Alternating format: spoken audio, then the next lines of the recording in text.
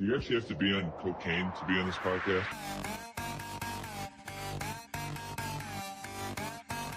It's a great day to be a Wildcat!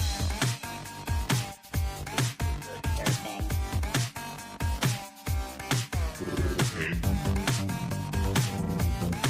Durfing.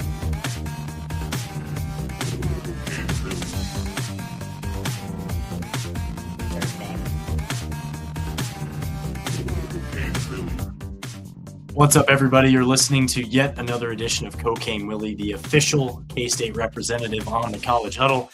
I'm your commissioner, Bob Trollsby, and as always, I'm joined by my co-host, the good chef, Andre Napier. Fireball Matt will be joining us mid-pod at some point, so look out for him. If you're a Matt Marchesini fan, if you're here for Fireball Matt, nobody else, hate to break it to you, he's not here yet, but he will be here at some point. Chef, how are you feeling without Matt here? A little more comfortable. There's a little bit more room here. Our heads are a lot bigger on the screen, which I love the zoom in aspect of it. But I miss my boy, Matt. He's going to have a lot of insight, and not that you don't, but, just bouncing it off of his shiny big head makes everything a little easier on the pod. I mean, I really don't. That's why I'm the host and not a contributor here. So I throw it to y'all and let y'all cook, and you're the good chef. So that's what you're best at. Before we dive into the episode, we do want to give a quick shout out to our first sponsor, Auntie May's Parlor. You know them, you love them. They're located at 616 North 12th Street in the heart of Aggieville in Manhattan, Kansas. They've been located there. They've been in business for 54, 55, 50, 52, 53. How many years has it been? Yours since 54. Not a math pod. Not 52. 52 years. Yours since 74 is how. Yeah, that's right. That's right. This and those of you who are listening have already checked out by now, so that's okay. That's super cool. Auntie May's. They're located at 616 North 12th Street in the heart of Aggieville in Manhattan, Kansas. They've got events, live music, comedy, everything you could possibly imagine. Trivia Smackdown, pie and cocktails with Therapie. If you're listening to this, you're too late. It happened tonight, January 13th. But don't be too forlorn. They are coming back to Auntie May's Tuesday, January 27th. So 2 weeks from tonight, we've got the second iteration of Pie and Cocktails for the month of January happening at the Parlor. We've also got Pride in the Parlor, third anniversary party. That's happening Thursday, January 22nd. I'm going backwards. We're reading off next week's events. It doesn't matter. Auntie May's Trivia Smackdown is happening Wednesday, January 14th as well. And just to take a quick peek here, what's the cocktail of the week this week? Any guesses, Chef? Oh, we're going to. I'm going to assume we're thinking Valentine's Day theme.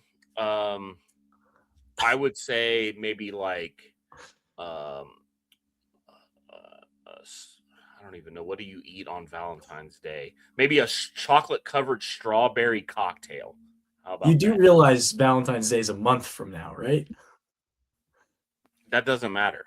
You gotta sell into this. I mean, maybe it's a Martin Luther King Day style drink. Maybe it's like a shot in Memphis kind of drink or something. Oh my God.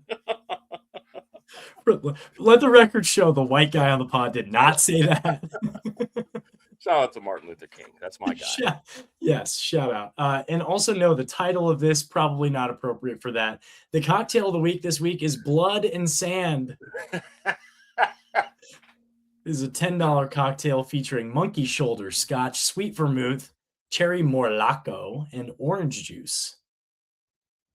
That sounds delightful. I'm not going to lie. That sounds delightful. It's a lot better than what my cocktail was. Yeah. We won't be making any of those. That's for sure. But yeah, check out Auntie May's. They've got all sorts of stuff going on. They've got their cocktail of the week. Go get a Blood and Sand. Hopefully you're not bleeding in the sand while you're drinking it. I will probably be bleeding in the sand while I'm drinking cocktails next week in Hawaii. Damn, Morty. Yeah, I will not be here next week. There will be no pod, at least from me, next week. So I don't know if there's going to be a pod. I don't get an invite. I don't get any of that. What the hell is going on? Hey, my wife is good at her job. That means we get to go to Hawaii and get a break from the kiddo. So I'm very much looking forward Hey, to that. Still love my child. Don't let it get twisted. Uh, everybody needs a break. Everybody needs a break. With that, Coach Klein's staff, we talked largely last week about the staff taking shape. We had most of the additions pretty much finalized, but then we get a news bomb, a news drop from Pete Thamel at ESPN on Saturday morning with the addition of Sean Gleeson, current quarterbacks coach at Missouri, former offensive coordinator at Rutgers, Oklahoma State, and Princeton getting added to the fold here. I don't know much about the guy, to be honest. I do know that Missouri's quarterback room was kind of garbage this year.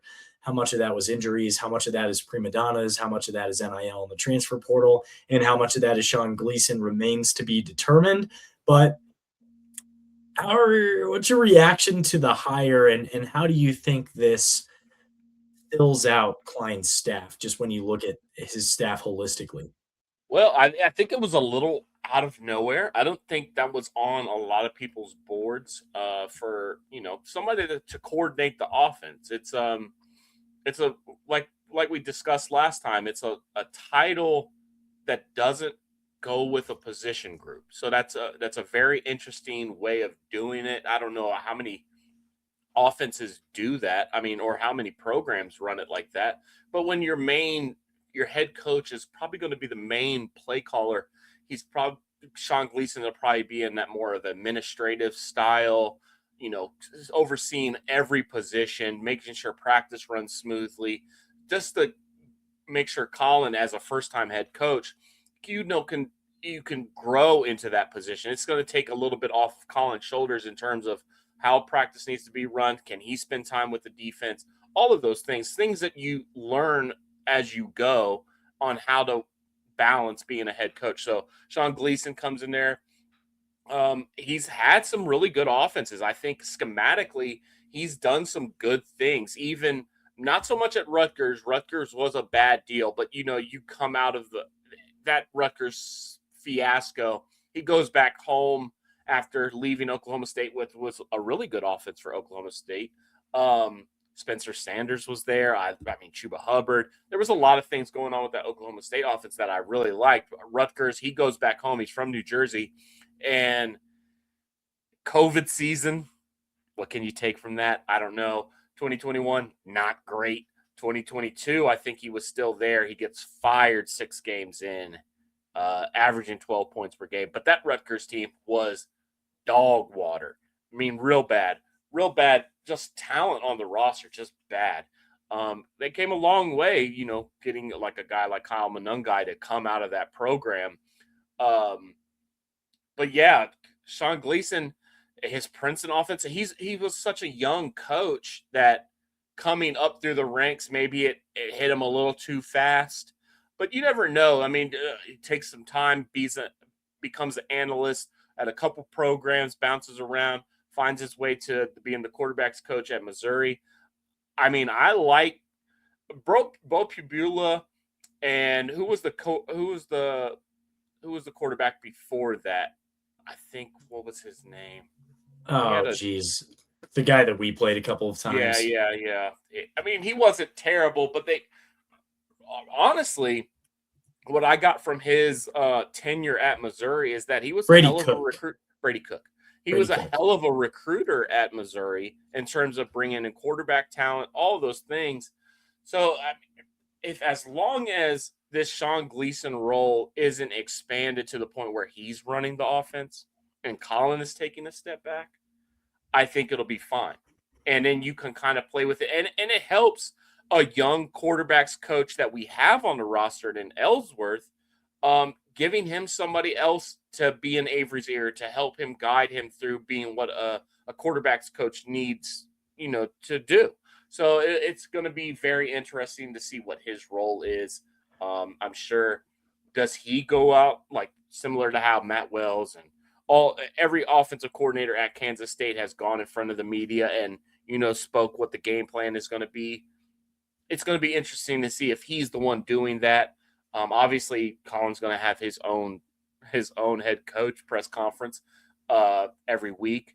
And Sean Gleeson kind of just like we were saying, just organize everything. He coordinates the offense. That's what his job is. He coordinates it. He gets it where it's got to go, and Colin calls the plays. I mean, think about it similar to how the Chiefs operate with Andy Reid being the play caller, Matt Nagy, or Eric Bieniemy prior to that being that, more of that executive presence and kind of agreeing with or disagreeing with the play caller, hopefully being the eyes in the sky and being able to see some things up in the booth that maybe Klein isn't able to see from his spot on the field. Exactly.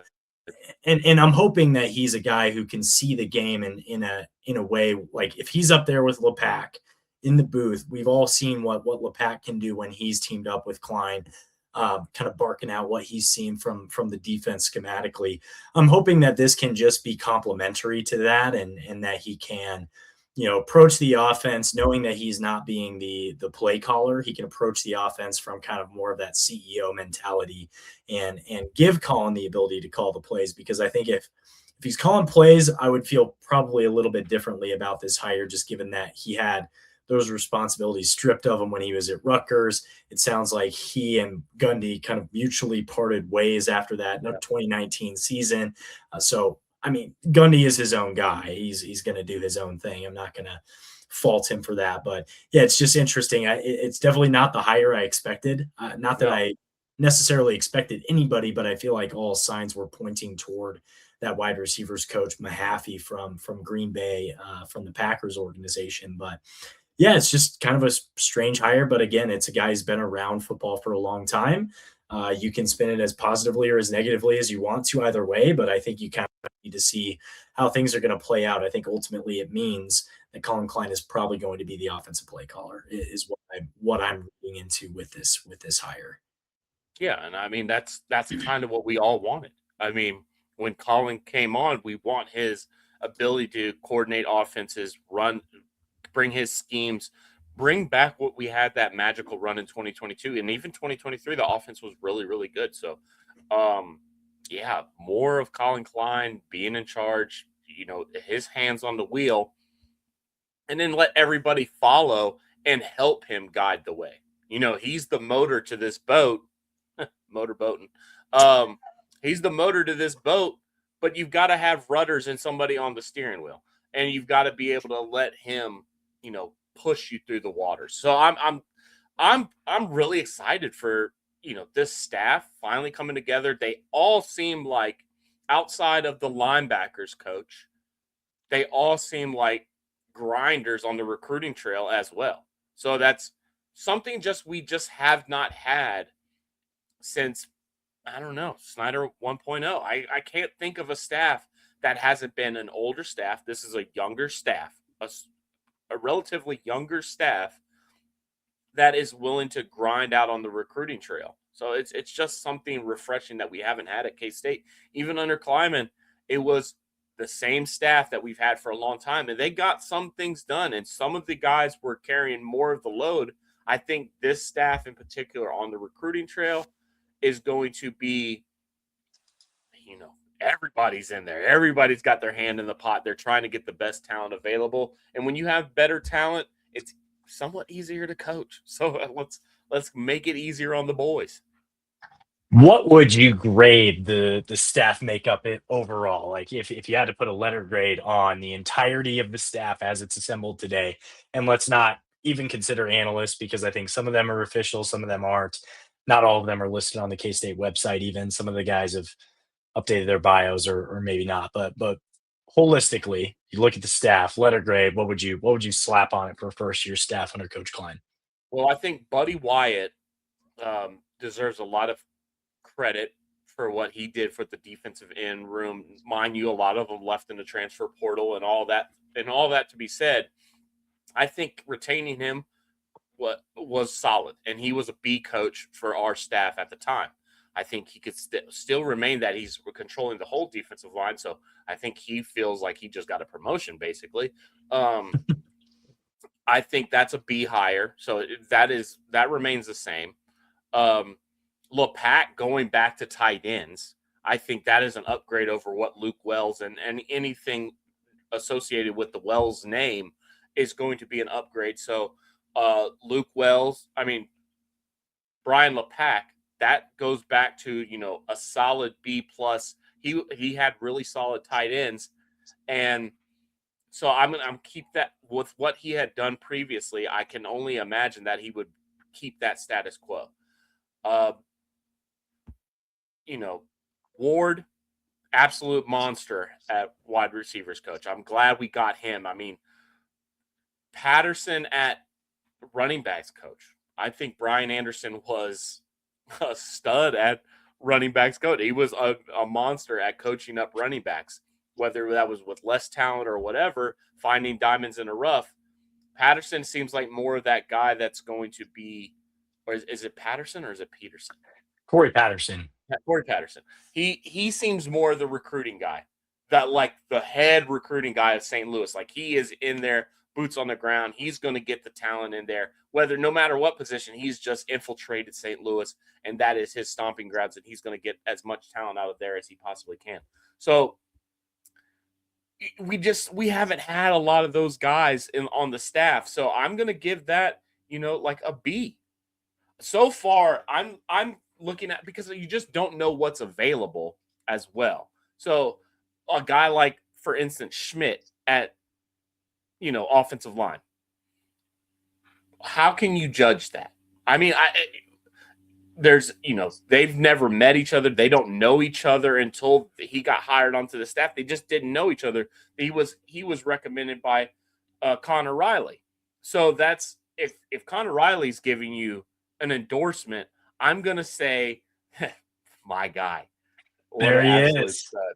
I'm going to give him the benefit of the doubt, and I'm going to say that's a B minus, C plus, because, the offensive line is one of those things for our tenure under Kleiman where we had really good offensive lines, or we've had offensive lines that have not done so well.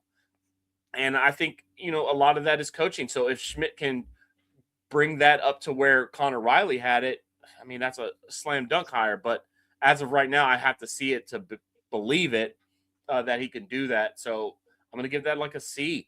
Just overall, and then the defensive backs, I'll just cut it at that, because I think Voth, is it Voth? Or who is it at linebacker? Toth. Not Voth. Not Mason Voth. Shout out to my boy Mason Voth. Toth, I can't give that a passing grade. I don't know what he brings to the table. He's had a couple guys in his, coaching resume that have made the league, Von Miller, kind of those guys. But outside of that, he's been an Air Force. He hasn't really moved around. He hasn't really upgraded his resume in a long time. So I got to give that like a D. That's just super underwhelming. It is a very underwhelming hire. But the defensive backs as a whole, I think we've upgraded in terms of age, in terms of recruiting prowess, and just the attention to detail on the DBs from this staff. I think we've gone above and beyond. I'm going to give that one an A. Now, that might be a little out there, but I'm going to give that one an A. I think the defensive backs are getting the attention that they finally deserve, because mind you, Clanderman was really good at coaching up safeties. Our DBs have been kind of ass for a little bit. Just in terms of schematically, we were giving up a lot of big plays, and a lot of that was because of the DBs and how they were ran. So no offense to our boy Van Malone, as quirky as he was, he didn't hit the recruiting trail as hard as most people thought that he was going to when he first was hired, and how he progressed through Kleiman's staff. But man, oh man, I think the DB room is getting the attention that they deserve. So I'm going to give that an A. I'm going to give the staff as a whole B minus. All right, Matt, can you guess what the question was? What am I grading the staff hires? You are, so holistically, staff as a whole, what would your letter grade be on the staff now that it's fully assembled? And then any thoughts that you have on Sean Gleeson, because we've been riffing on this for 20 minutes now. You said a B-. Man, I would go a little bit higher than that. I would say maybe a B+. I think one of the key things for me, at least right now, because obviously we can't see what the product's going to look like on the field until September, but just looking at how this staff is recruiting thus far, I think that's a really key piece for why I might be a little bit higher. I like how active this staff is, or at least from the outside, like from an outsider's perspective, they look more active.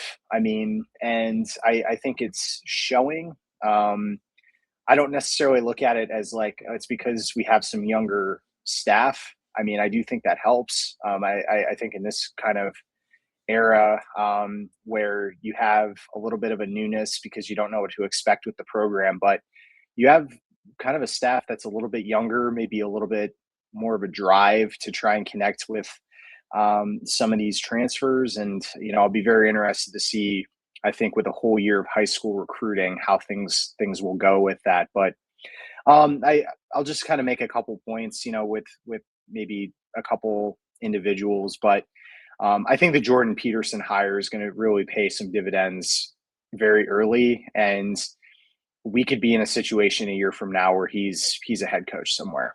I really believe that.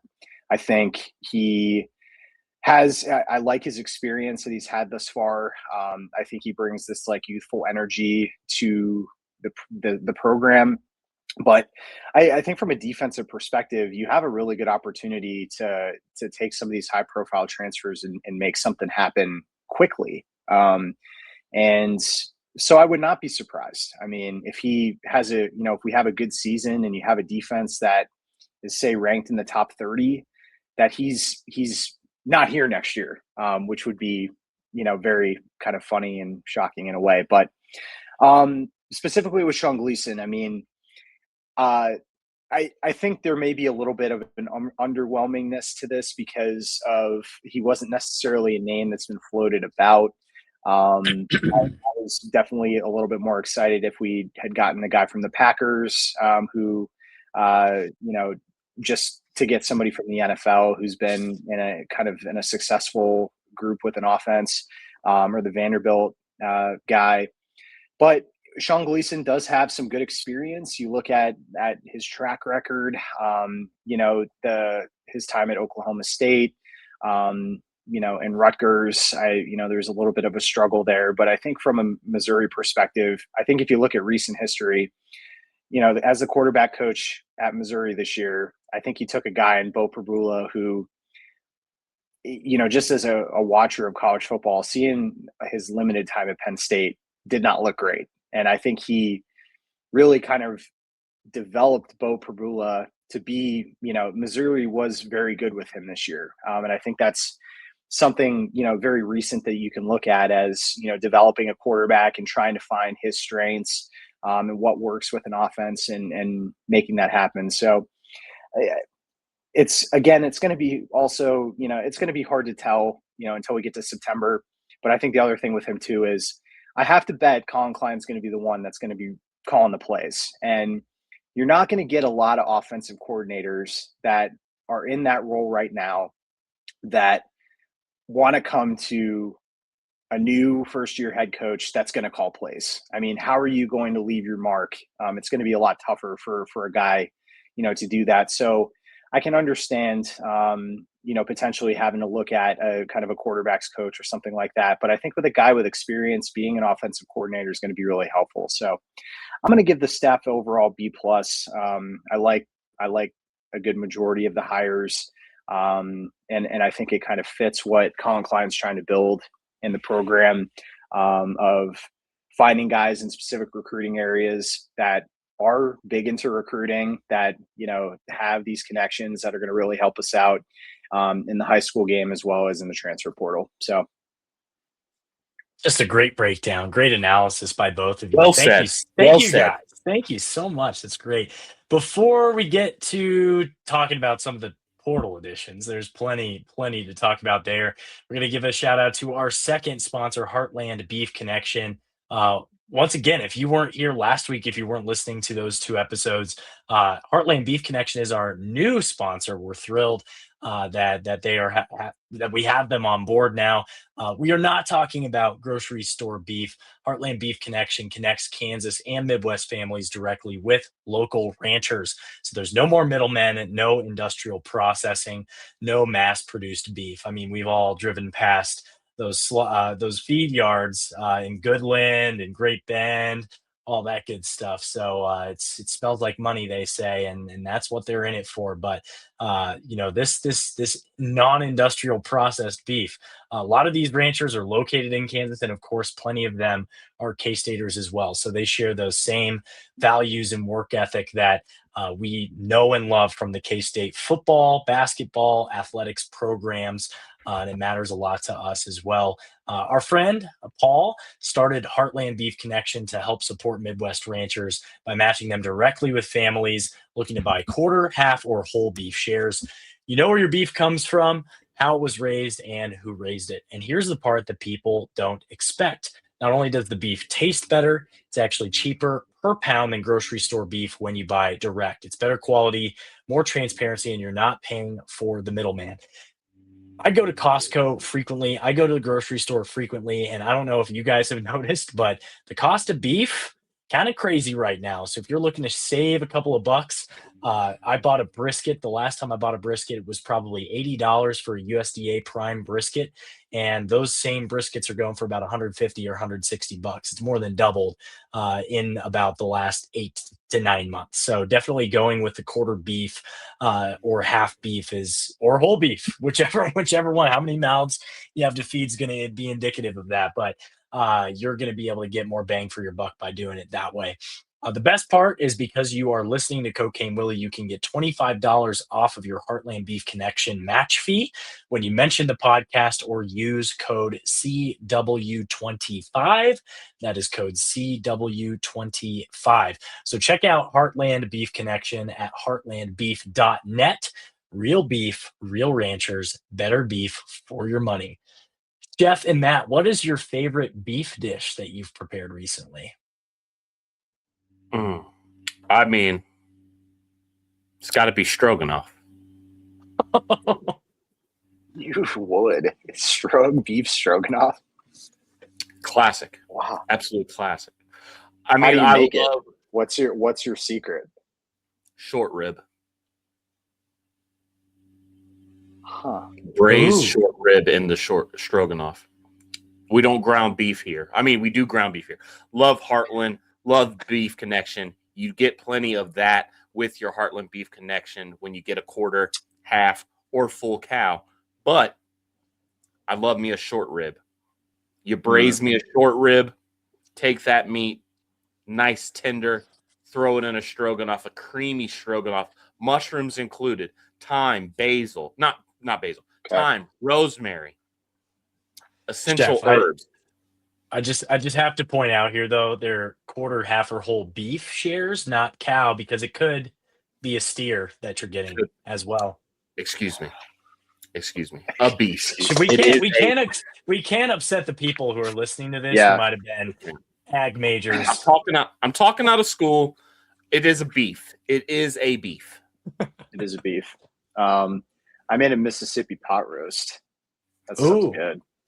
I also made a pot roast last week, but not a Mississippi kind. Is that with Mississippi pot. pepperoncinis? Yeah, and au jus and ranch seasoning. Really good with mashed taters. Yep. Or mashed cauliflower. I did that too, because it just sits in the fridge. It soaks in its juices. I was really hoping that I could get me a Heartland beef, and I was trying. I only had lamb was on sale. Whatever. Yeah. I made lamb with some kidney beans and rice, jerk style. It was really good in the pressure cooker. I wish I had some beef, though. It would have been better. Yeah, It's always better with beef. I made the all-American pot roast from the Food Lab cookbook, written by J. Kenji Lopez. Kenji Alt. Love the food lab. Love the all-American pot roast. Great recipe. If you haven't had it, try it. All right. Portal season still in full swing. Portal window, I believe, is still open until this Friday, the 16th, if I'm not mistaken. So still an opportunity for additional players to enter. We did see not a K-Stater, but one of the biggest names to enter the portal so far, Jordan Seaton from Colorado, gets in kind of last second here last night. But around the same time that Jordan Seaton announced his not commitment, but intention to enter the portal, we received a commitment from Wendell Gregory, Oklahoma State edge rusher. When we had our friend, the CGA Tour, Calvin Glenn Alexander from the Oklahoma State podcast on the College Huddle, he was very excited about Wendell Gregory. He was very much stating, I think he said verbatim, this is a guy that we would be very thankful if he came back to Oklahoma State next year. Not the case. He's going to be a cat. He was one of the most highly sought after edge rushers in the portal. Did visits to Texas Tech, Texas. I think Alabama was involved. At the very beginning when he entered the portal, you had USC, Miami, Texas A&M, all of these heavy hitters with a lot of cash, really willing to throw their weight around and their dollars around were after Wendell Gregory. So he comes in, he raises, I think, as far as portal members in for K-State is now ranked 21st overall in the On3 industry rankings for portal in, not portal out. So we're not looking at the aggregate right now. We're looking at portal in. But that's because he's coming on the heels of some other additions that I think I want to talk about. Certainly a guy in Tanner Morley at Colorado State, just up the road from me in Fort Collins. He was a great addition. He's a guy that has billboards around the Fort Collins area. If you weren't aware of that, he was a big NIL guy for Colorado State. Josh Manning is another guy that's committed since we last talked last week. Obviously, we know the pedigree. He was a 4-star wide receiver out of Lee's Summit, Missouri. Good friends with Avery Johnson. He originally commits to Missouri. He's got 1 year of eligibility left and is going to be taking that show on the road to Manhattan for his final year.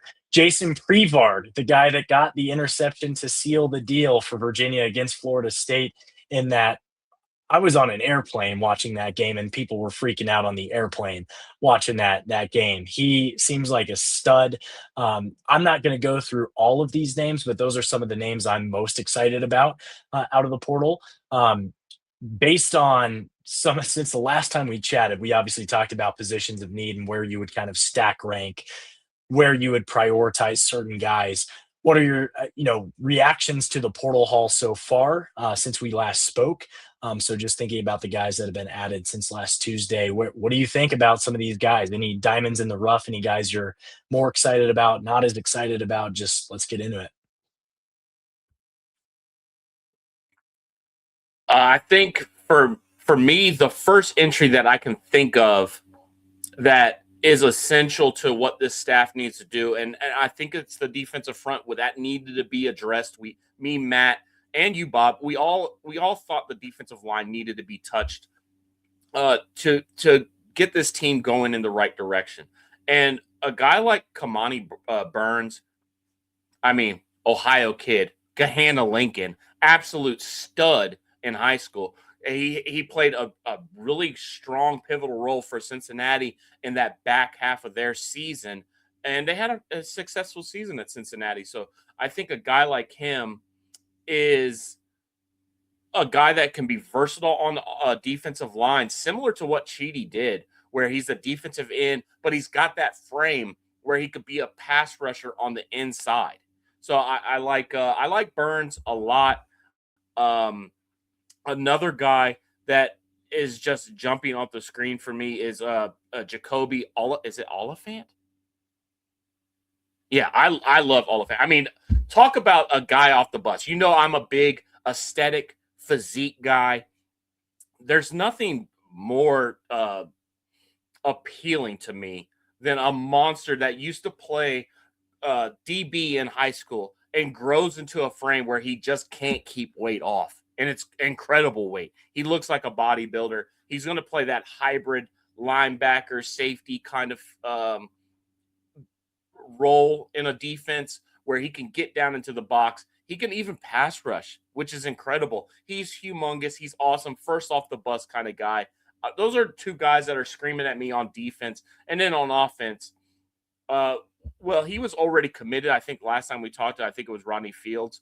But that guy, I mean, it's electric. And they did sign a new running back, which came from Oregon, and he played just this past weekend with the Oregon Ducks, and that's Jay Harris.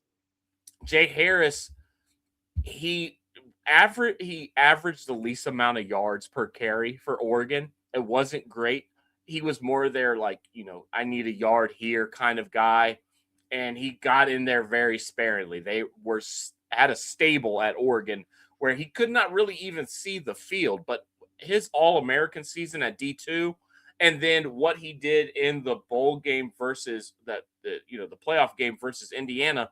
Indiana's just they're out of control. They're so good on defense. But even as a pass catcher for a guy his size, I thought he was excellent. And I think a guy coming in to be that third running back or just, get more carries, even though it's not the number one guy, I think if he could play that role, he's excellent. He's excellent for an offense. Well, and if he's your Antonio Martin replacement, I feel like that's a clear upgrade because Antonio Martin, no shade to the guy, he didn't look like he belonged on a Division I Power 4 football field. Don't say that to Utah, though. Don't say that to Utah. Okay, good for them. Did he go to Utah? Oh, he cooked Utah kind of. He had a nice long run. Sounds like they got to pick him up because they're losing everybody to Michigan. I thought you were saying Utah. Utah picked him up out of the portal. Yeah, that's what I thought you said. I'll mention just a couple other guys, but I think my overall theme with this portal class is potential. A lot of young guys, young talent. You have guys who are coming up from the group of five that have the ability to prove themselves in a Power 4 conference. You have some Power 4 guys who, are young with just a lot of potential and growth into their particular positions. And then you have guys who are young that really showed out, and Gregory is one of those guys. I mean, he was a game changer, and a lot of the times he was out there. I think especially when you're retooling a defensive line, it's extremely important to get a guy that you can build a defensive line around. Admittingly, I think if you look at, who K-State kept from the 2025 team, and then with some of these guys that they brought in from, as you said, Cincinnati and Coastal Carolina, these have the potential to be good players, but you need somebody who's going to be really kind of the king on that line. And to pick him up from Oklahoma State is absolutely huge because it does give you maybe even a little bit more flexibility in how you navigate maybe the rest of the portal and also how you're projecting this defensive line to look for next year. I'll also just mention, I think I talked about him last week, but I love the pickup of Makai Mason, Louisiana Tech linebacker. He was all Conference USA second team or even maybe first team this past year. I think he's a really good player. You look at some of his film and he's going to get probably in the weight room a little bit more. But he's a guy that I think is going to be kind of an instant replacement at the linebacker position. And depending on how this defense is run, we don't know necessarily how many linebackers they're going to put out there at a time. We don't know much necessarily about how the defensive alignment's going to look, but I've been really impressed with specifically his film. I think he's going to be a really good player for us, especially as this defense kind of develops in the spring into the fall. I want to, I don't want us to go harbor on it too long, but how many starters did we acquire in the portal? I mean, you got to think that we're replacing 3 offensive linemen that graduated or, whatever, or left the program. We're losing running backs. Well, one running back. Wide receivers, we're losing one. Tight ends, we didn't lose too much. We lost some depth piece, but starters, they're intact. Defensively, the whole D line's gone. So did we replace all the starters there? I would hope we did. I mean, I don't know what we're bringing up from the depths. Jordan Allen, maybe somebody that can step in and become a starter. Linebackers, all gone, right? As far as I know. And then defensively, we lost everybody except for the two starting corners that might potentially be the starters. So how many of these guys are starters?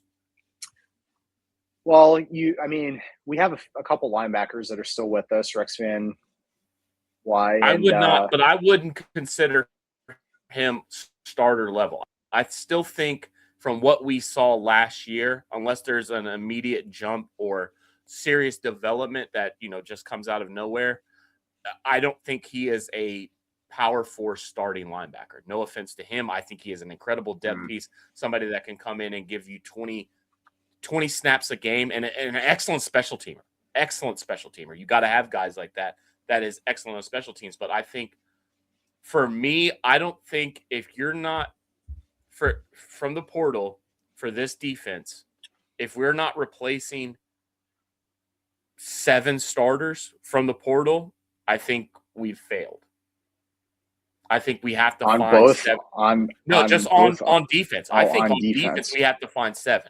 I think offensive line wise, now offensive line is a little different because you kind of build those guys up through the system and whatever, and there might be some guys that are hidden down in there that can get it and go. But I think Bob's boy, I don't know, he's coming off an injury, so maybe he got injured earlier in the season, so maybe he will be a full go kind of guy that can plug and play. He's a monster of a human. What was his name? Morley. Yeah.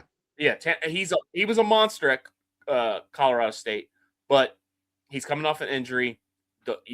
That can be questionable. We saw that with Gunnar Maldonado, who we knew had all the talent in the world, but it just takes time. And then you bring George Fitzpatrick back. So the offensive line, I think, is kind of taken care of. But I think defensively really is where we have to hit on a lot of these guys. I think we have to find 7 starters out of this portal class. We have to have 7 of them because defensive line, Wendell Gregory obviously is going to be a starter. We know he's got the talent. He's going to be doing his thing. But Jordan Allen is really the only defensive line guy that we're bringing back. So 3 of them or 2 of them or however we're doing the rotation have to come from this portal class. Mason is going to come in and replace Romaine. I think Oliphant will come in and replace what's his name? Desmond Purnell. I mean, and then it's just the safety room. Who do you trust Wesley Fair to be a starter? Do you trust Logan Bartley to be a starter? I don't know if these guys are ready. That's why you got to hit on these guys in the portal. And I think you have to have 7. And then offensively, you got to have probably 2 or 3 or 4, 2 or 3 or 4, somewhere around. 7's a lot. 7's a lot. Defense, look at what we're losing and what we brought back. I don't know if we have starter level returning. I think Jordan Allen will be a starter. Okay. I think your cornerbacks are good. Yeah. I think Logan Bartley will be a starter. Really? I think I primarily look at it from a recent historical K-State perspective. When you play guys as a true freshman, they always fail. And that's not that they fail, but in a more impressive way that a true freshman was out there just making dumb mistakes. Exactly. And you see, you see it from Jacob Parrish. I mean, you saw we've had this Austin Romaine, even as a true freshman, he got shit on, but as a sophomore, I thought he was very good. And I see that kind of step up for Logan Bartley as a sophomore to be starting. So the tough part where you say 7 people, I don't know if there are 7 quality defensive starters in this portal class yet.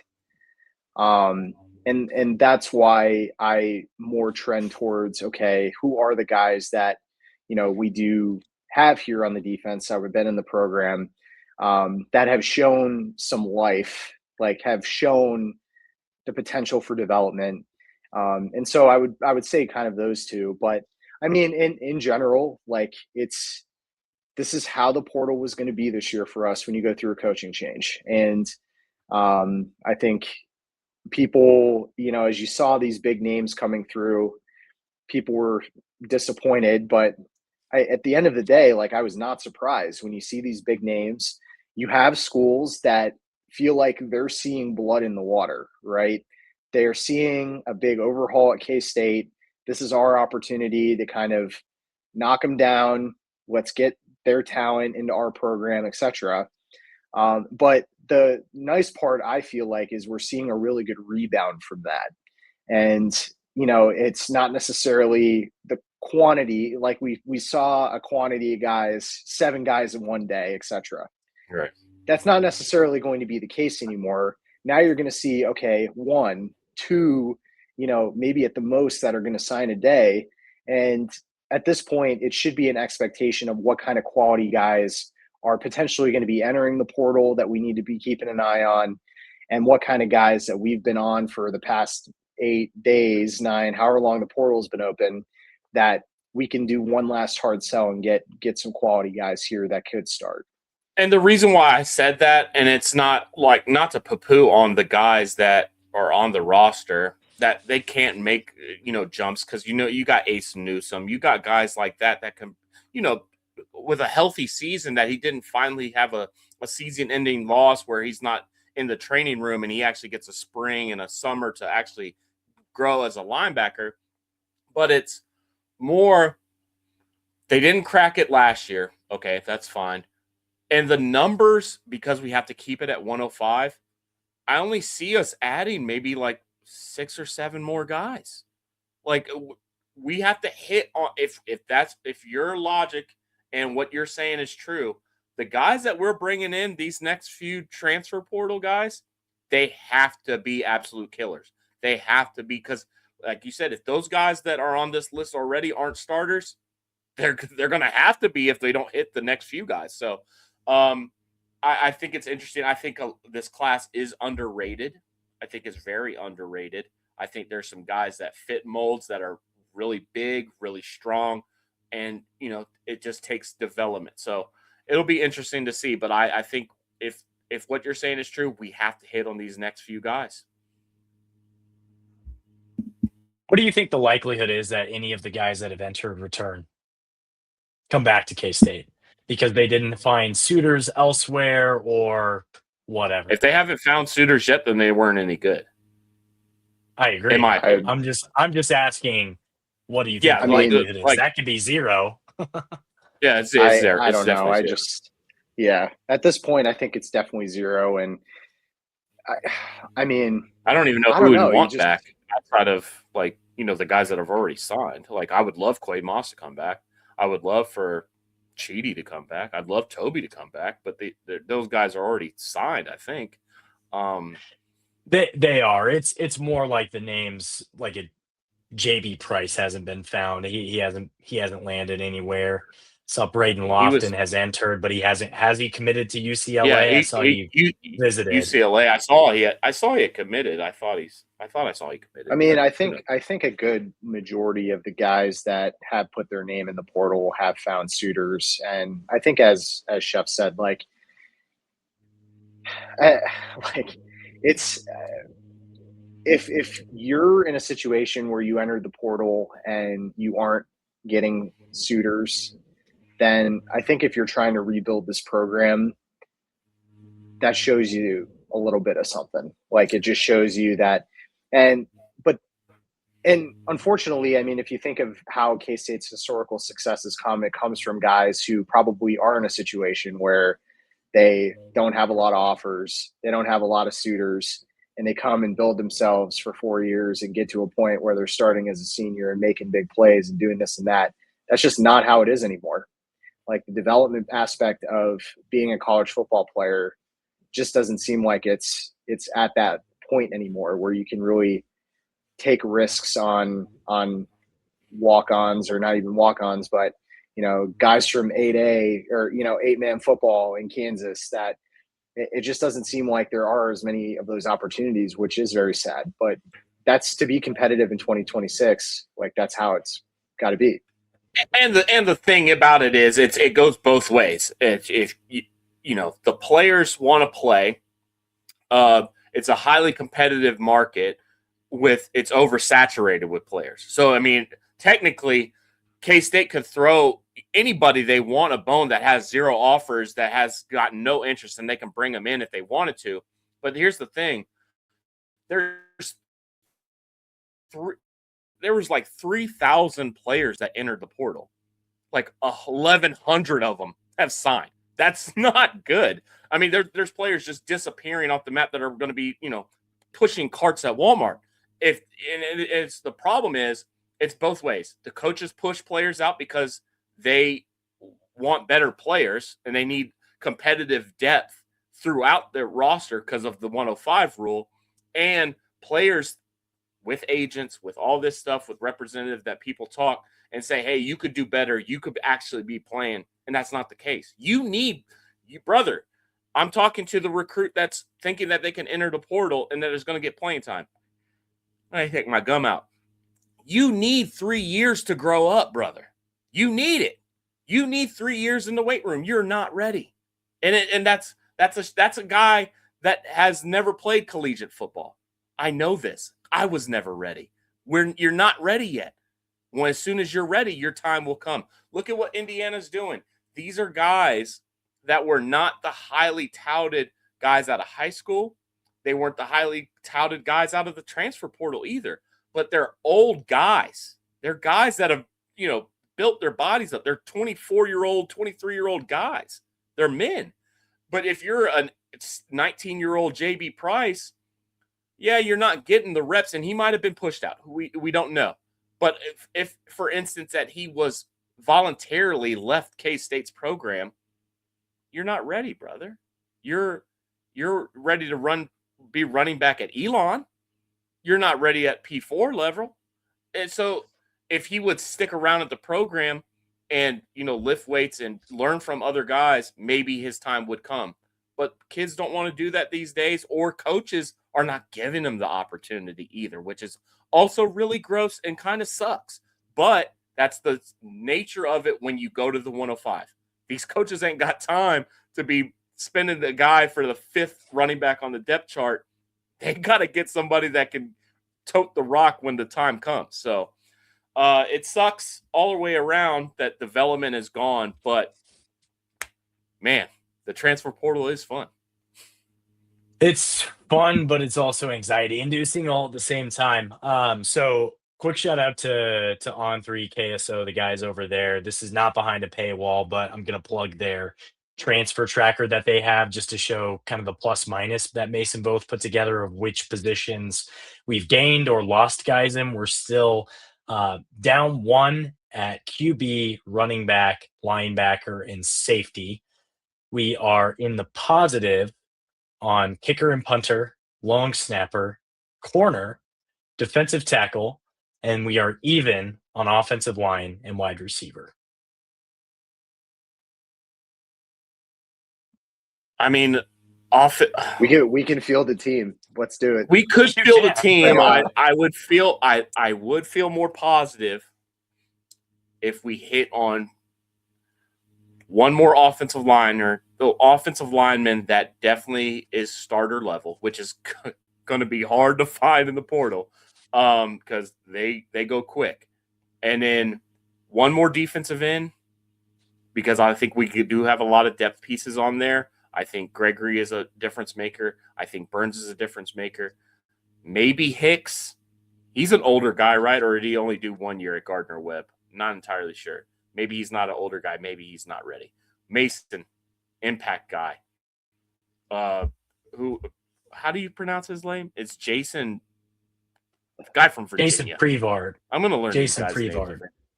names. No, you won't. No, you won't. Prevard. He is Jason Prevar. No, he will be our best. He will be the best defensive player we have, and that is a He's fact. a stud. He is a clone of Julius Brent's frame. I feel like maybe he's an inch shorter, but he plays safety. Like it is going to be fun to watch him just like roam the field and make plays. It's going to be interesting. He locks down, and man, he is fun on that deep back half or the deep third to make plays, because I feel like that's where he got all his interceptions except for the one where he swatted it out of Florida State dude's hand, which was insane play as well. So it's going to be fun to have him. There's some difference makers on this team, but we do need to hit some more. What do you think of the Georgia edition, the Adrian Maddox kid? I think it was a South Alabama prior to that, or Alabama State. Alabama UAB. State, I think is what it was. Well, it was Alabama UAB. State, then UAB, Maddox? then Georgia. Yeah. Okay. Yeah, depth. I think that's a depth guy. I think he'll play more. I think from what the stories gathered up, he was one of those guys that got kind of bamboozled by the 2 portal windows, where you come in early and then they bring somebody in the second window and you're like, but I was here. I thought I was getting the spot. So he probably wasn't good enough to play at Georgia, but maybe he's good enough to crack the 2 deep at K-State. I like him. I think he's fun. He's a fun interview too. So maybe get him on the mic. I mean, I think he's a good. I think there's a good risk reward on that one potentially. I mean, at the end of the day, Georgia saw something in this guy, and he didn't get a lot of playing time there. But I think some of that evaluation is really good, to kind of gauge, who they believe has talent to play for them. He had some good numbers at Alabama State and at UAB. So I think he's a guy that you potentially cash in a lottery ticket on. If you can get some significant play from him, then, hey, your evaluation was really good of this kid. I hate saying kid, of this guy. But I mean, I don't know. I look at for schools that are looking at some of these transfers who have had, these guys that have transferred, like, I have to trust a little bit of the talent evaluation there too. So it will be interesting to see how much time he gets. Yeah, I equate it similar to like a Jay Sean Ross or Jaden Rowe pickup last portal cycle of it's a guy you're taking a flyer on. He was evaluated well by high caliber programs. You just kind of have to hope that what they saw in him can come to fruition, and that he doesn't get caught for trafficking marijuana in Southeast Kansas somewhere. So he's a bit older. Maybe he's got his head on his shoulders a little bit more than Shout out to our boy Jay Sean pushing that weight. Can't believe it's not legal. Is weed not legal in Kansas? No, it's not. Holy shit! What are y'all doing? Sports betting is legal in Kansas, illegal in Missouri. Well, I guess it's legal now as of December 1st or something. But marijuana legal in Missouri, illegal in Kansas. What an idiot!